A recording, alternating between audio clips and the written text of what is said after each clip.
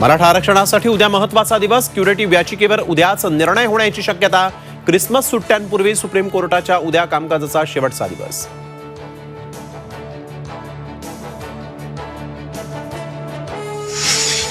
राज्य सरकारच्या आश्वासनानंतर सरकारी कर्मचाऱ्यांचा संप मागे. जुन्या पेन्शनबाबत अर्थसंकल्पीय अधिवेशनात निर्णय.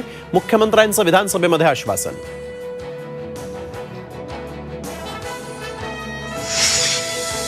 भाजप आमदार बबनराव लोणीकर आणि राजेश टोपे यांची कथित ऑडिओ क्लिप व्हायरल.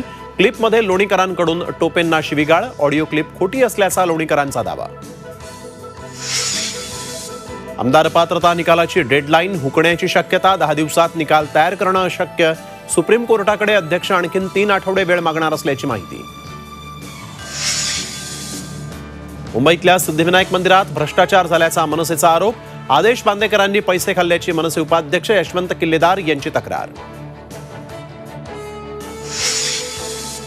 संसदेतल्या घुसखोरी प्रकरणी लोकसभा सचिवालयाचे 8 कर्मचारी निलंबित. तर संसदेच्या सुरक्षेवरून विरोधकांचा लोकसभेमध्ये गोंधळ. 14 खासदारांचंही निलंबन.